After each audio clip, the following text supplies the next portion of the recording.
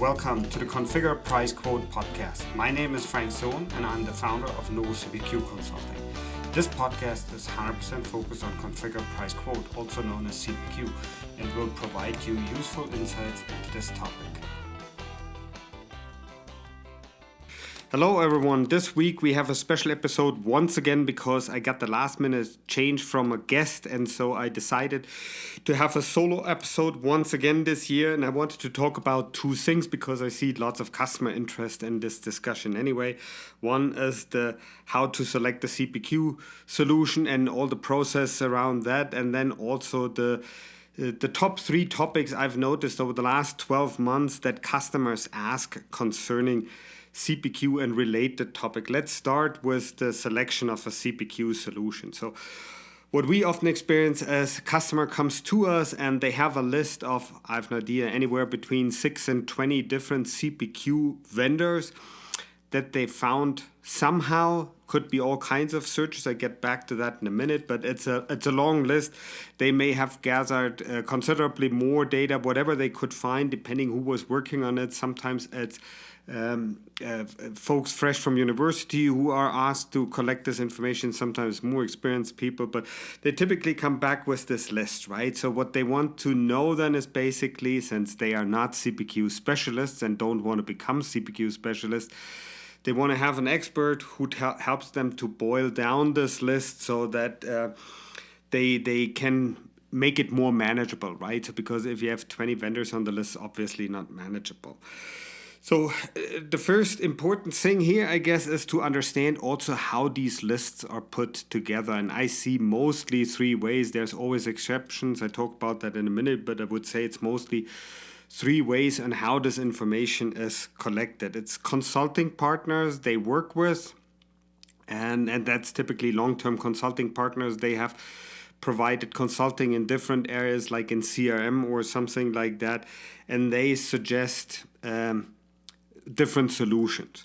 Now, it always depends. If it's a larger partner like a global system integrator, they may probably suggest SAP, Salesforce, or Oracle because that's the big practices they have. If you have a smaller niche consulting, they probably suggest whatever consulting company they work with. And here it's important to note that a bunch of these also niche or boutique system integrators potentially also work with 2 or 3 vendors more frequently and hence may suggest these 2 or 3 solutions because that's what they know, that's what they would suggest. A couple of things over here is that if you do via these consulting partners, especially if it's larger ones, then it tends to take more time to determine that, and very often they are more interested in larger projects. When you have the boutique or niche consulting companies, they probably also like to have larger projects, obviously, but not quite as large as global system integrator, just something to keep in mind. So, but very often smaller system integrators are not involved at this stage because they don't even know that a customer is searching for this, right? So for the bigger ones, I have an idea, your Deloitte, Accenture, and so on, these bigger firms, they obviously know about it because they are not just there for CPQ, they are selling the strategy, and the implementation of one of these tools is just one step. Then you also see that customers get these information from the vendors themselves, so they have searched for it one way or another. They found the company and they just want to see it, right? So that's what we see very often. Then they just want to have a demo to see how the solution feels, to get a better feeling for the look and feel. But very often I see that is not a very goal-oriented search, right? So because you're not really sure as a customer what you want to see from the vendor, you just want them to show you something, so it makes it hard for both sides because the vendor is not really sure. They're just showing whatever the latest is that they have. The customer is impressed, but is not really sure if they need all these capabilities. They probably haven't put that much effort into it themselves yet, right? So, but if they have seen a demo from them, they are probably on the list. And here it's also important to note, if they've seen the demo earlier and are impressed with it, then you probably have an advantage, which for me as an independent consultant afterwards may turn out to be a challenge, right? So that's why I recommend to the customers I work with typically, if they haven't already done it, to not ask for demos at that point, because to have it more successful for both sides, I think it's better to be going into these demos with more preparation. And then the last one, and that's the most common way how customers put these vendor lists together, is internet searches. Google, I would say, is the most important one there, and they may come to software review sites and so on, and they look for this, then they are impressed. But that also is very often done more as I would say, as a small, medium, mid-sized company search, and they potentially collect a lot of data. I've seen a bunch of these spreadsheets in many cases where there's column after column after column of information and row after row. But then the problem is, what do I do with this, right? So now I have all this information, I've seen it, I potentially had already 7 different demos, and now what, right? So that's the way how these lists are put together. Then I want to add some more thing over here, because I also see that very often partners just got the recommendation from someone they know. That's especially often the case when you have someone in a leadership position and they have other people they know and they recommend them a certain solution. That's how they want to look at it, or they have heard this in the industry, right? So that's very common as well. And then the last one, which is especially often mentioned by vendors, but it's not that often mentioned by customers, is analyst reports, right? So that could be any one of the large industry analyst reports. That could be any niche consulting report.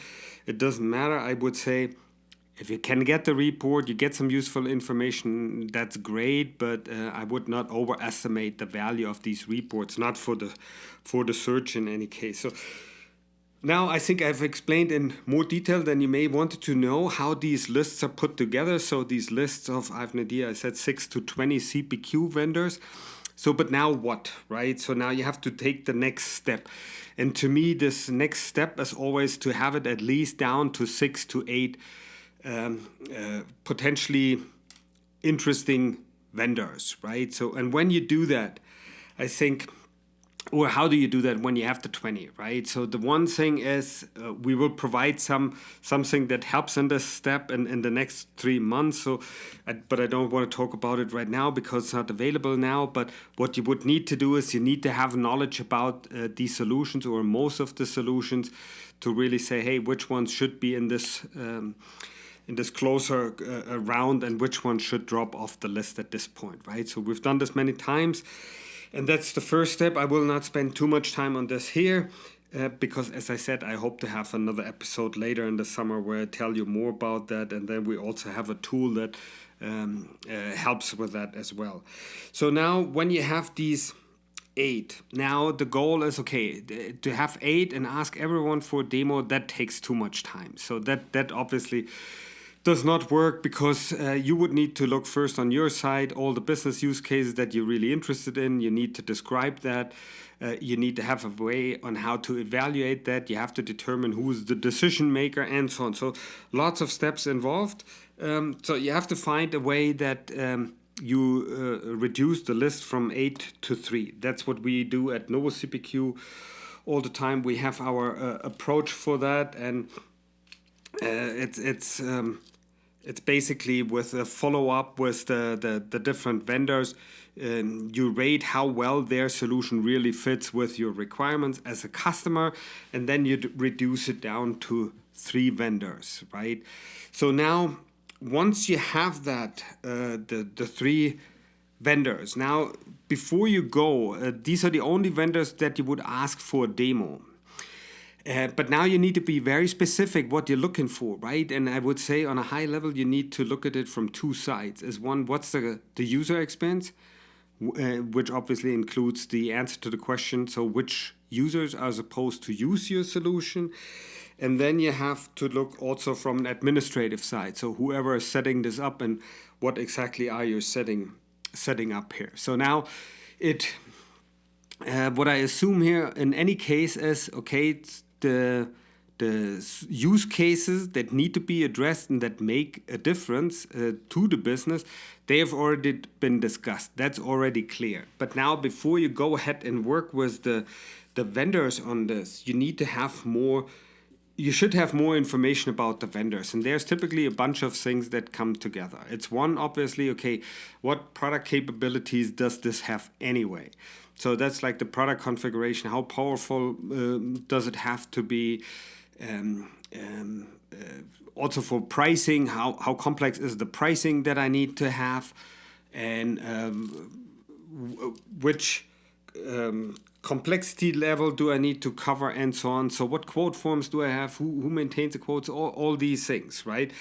But before, and then you could also even ask, I see that sometimes early in the process, most it comes at the very end, right? So the price, the question about the pricing of the solution. But you could ask these questions as well. So how much money do I have to pay in order to have a solution like this? Do they have any minimum conditions for their subscriptions or licenses and so on? So in this case, we're using our CPQ sales report now for the companies where we have it. And at this moment, that's SAP, Salesforce, Revenue Cloud Advanced, Bid to Win, Xait, Engineering Intent, and Camos software. We will have one more coming later this month, hopefully, and then we have more coming later this year. And we're still targeting to have 20 to 30 available of these reports by the end of the year. So they will help to prepare the customer then to say, okay, so now from your longer list, we only have 3 left. Before we go ahead and talk to these vendors, ask them to present the demo, put the use case together that they have to prove. I want you to read a little bit more about these vendors. That's why you have these 20-page reports, because that triggers a number of questions that will help you to select the solution, right? So that, and then by the end of this, you have to make a decision, and the goal is typically to say, okay, so you're going through this whole process, you invited the 3 to do the demos, you have an evaluation of this one, you do individual evaluations as well as a group evaluation, and you have a trustworthy scheme, how you add up all these scores, and then you make your decision, right? So then you have your one solution. That's the selection process. I explain it to all the customers that we work with in more detail. So, but at least I thought I give you a high-level overview here, so you see how that works. But then a couple of additional topics come up in a normal case, right? So, and I thought, okay, I talk a little bit more about the topics that I've seen, especially often in the last 12 months or so, and how important they really are. So the number one topic at this time, I would say, is artificial intelligence. So, and that has been around for a while now. We've mentioned it in many CPQ podcast episodes before. And while you could talk a lot about it, I would say to a new customer, always, you have to look at it from 2 perspectives. The number one perspective is to say from a user point of view. So you using the AI, what does it mean? And I get there in a minute. The next one is you have to maintain this somewhere, so you have to be the administrator of this AI solution. What does that mean? What do you need here? So I think in general, there's a whole bunch of ideas out there about AI which have been discussed up and down. I'm pretty sure we will discuss this even more later this year, because lots of vendors have announced additional capabilities in that regard. You heard all the excitement about agentic AI and so on. So there is definitely more to come, and it's capabilities from both points of view, as I mentioned, from a user point of view, as well as from an administrator point of view. So now, in this case, as when we look at this, if we want to take this into account where we select the solution, it's like, what are you looking for? Because high level, I would say, okay, you have some capabilities, and I don't want to go down the list in detail here, but I give you some examples. You want to use AI to cross and upsell automatically more, right? So you want to help make the configuration of your product easier. So you have some product configuration automation in there. You want to have some price optimization in there. What exactly do you expect to get out of this, right? And how much is that worth for you? Because there are typically many more questions here which go well beyond CPQ. Is like, what AI do you use? You may have already 3 solutions. Every solution is using their own AI. All of this will be consolidated at one point. Where does this fall? What does this mean for your CPQ solution, right? And that was from a user point of view. So it's like, how important is it? Do we really need to have some use cases for that in this selection process or no? Then on the administrative side, you could say, hey, who is maintaining this solution? Do you provide any help that the non-technical user can set up these rules? How quickly can they set it up? How long does it take? What AI capabilities do you offer to automate this or simplify the process in general? The general goal is always the same. You want to sell faster and you want to sell smarter. And in this case, I would say, since the product configuration and the pricing is already quite complex, yes, it makes sense to look at this also in the beginning and keep in mind on what you want to do, but it's not recommended from my point of view to start too early and in too much detail, because otherwise you're running the risk of getting lost in details, right? So because there is quite a bit to learn, everyone approaches it a little bit differently. You have to evaluate this with your long-term AI strategy independent from CPQ, and now you're opening up potentially a can of worms, right? So, and it's not that every customer is already using this, it's still early. So I expect it will be important going forward. I expect it will be used in more places. I think for the selection process and specifically, it's a little bit too much too early, right? So I think there are some basics which should be there first before you get too deep into this topic. But again, there are exceptions, so I want to be clear. This is a topic a lot of customers ask. They are looking for guidance here, and I expect that will only become more, and there is a ton of solutions out there. But as I said, I think in a lot of cases at this time, it is too early and too distracting from the core capabilities and the core benefits that you get out of a modern CPQ solution right now. Anyway, important, so keep it in mind for the future. And next thing that's some customers mention, not very many, I have to admit, and it's mostly when IT folks are involved in a selection project, they may ask some architecture questions, right? So what I mean by that is probably something that you've already heard in a bunch of these CPQ podcast episodes, is that the solution is composable, so it's not one big monolithic system that all belongs together. Now you have different parts, so you have a pricing engine separately, a configuration engine separately, a quoting engine, and so on. You get the idea. You could use parts of the solution or the whole thing. You have a headless solution, which is, it could be used anywhere, right? So, and it may look different on a website than it does look for an internal user, because you're using the same engine, but the user interface that you use for that looks different. If that's important, you see, for everything that needs to be integrated, the standard answer by most vendors is it's API first, right? Or you have APIs that connected to that. And the latest term is also always low code, no code. So in this case, is like that needs to be clarified from my point of view what that really means for each and every solution, right? But I think the architecture question is more a question that I see asked by larger firms where they have the resource also to maintain this, because yes, it gives you more flexibility, but it also requires more work. And if that's not really needed or doesn't really provide you a measurable business benefit, then it may not be the best thing to do. So it's important. It depends on what you want to do, how you want to use the solution. So I think, even though, as I said, most people do not ask for it, and the few that ask for it, I mostly see the questions from an IT person.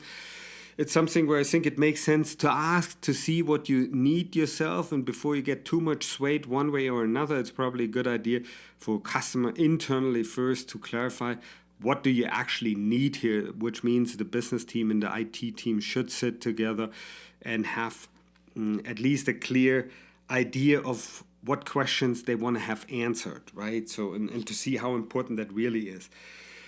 The next thing, the next topic I see that's important for customers then is all this discussion about omni-channel. That is not the new topic by any means. That has been around for a long time. And all it means is you're using your configurator in a bunch of different ways, right? So you use it on the one hand side, for your internal sales teams, you use it for the partners that sell for you, and you use it as a self-serve item that could be on an e-commerce site or on your own website, right? So, and the one engine has to work for all channels. So that was common for a while, that you had different engines for all these different use cases. So that has been for years now, that you always want to use the same engine for all these use cases. How important is that really for you? And I guess I mentioned here also the need for mobile solutions. Are you planning to use anything mobile because you're standing outside with your customers and want to show them, I have an idea, a building outside, right? So, and then you're standing there with a tablet and want to show that and show them an augmented reality drawing or image that they have a better idea on how this looks like. So how important is that? Not every solution has this capability. Again, it's not something that you would obviously all address in the first release, but if you already know you want to use all the channels that I mentioned, then it's like you need to make sure that the solution is omni-channel capable, right? So, and if you say, hey, that never happens, we only use that for our internal sales team, well, there you go. Then you probably made the selection already a little bit easier, because you don't need to look for this capability. And there's also more capabilities here where I don't want to go into detail, but I see questions about data analytics. Some folks already have, I have an idea, a Tableau or Microsoft analytics tool that they use, and they want to see if that integrates with that, or they want to have subscriptions and recurring revenue models that are supported, which is obviously more the case for SaaS and for software business than it is for manufacturing, even though it changes somewhat. You also include visualizations, so you have 2D, 3D, augmented reality, potentially even virtual reality, and so on.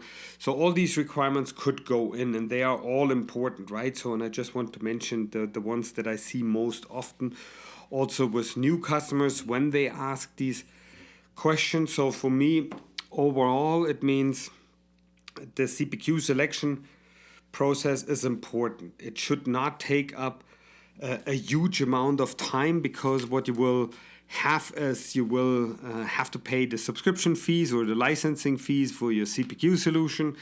You will have to pay the implementation fees, which are probably 3 to 4 times, in some cases 6 to 7 times what you pay for the license fees.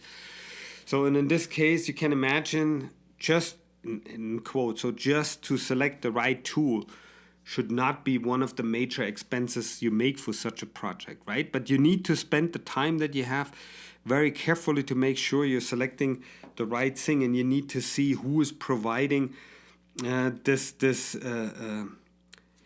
guidance to come up with the list. What I see very often, to go back to where I started with the different folks who put these lists together, is there is a good amount of self-interest in there, what I'm suggesting you, because you have these relationships with different teams, and you actually have a financial payoff by making certain recommendations. And I think that's the wrong way to start. That's why for Novus we always decided we're not going there. We're not taking any commission fees from anyone for any reason, because in this case we work for the customer and we want to provide them the best possible advice. And I think you have to be independent in order to do that. So that's also important for every customer to keep in mind when you look at who is putting these lists together, who is helping you to drill down these lists to the vendors that you're really interested in, because if there's too much self-interest, it may not be to the benefit of the customer, right? So I know there's a lot of companies who provide great advice and where it makes sense to listen to. I think that's very important to also listen to them, but you have to think about ahead of time who that is and why you trust them, and also ask a couple of questions to confirm your understanding.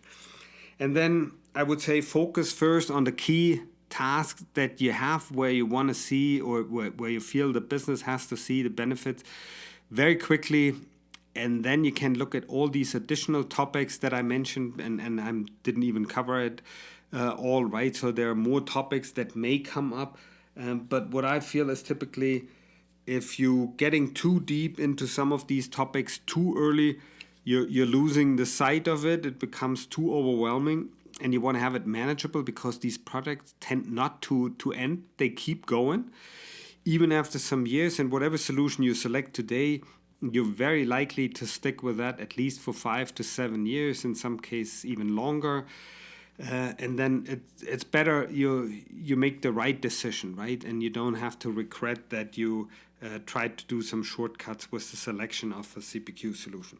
Anyway, as I said, so this was a replacement episode, if you like, since I had to reschedule my latest guest.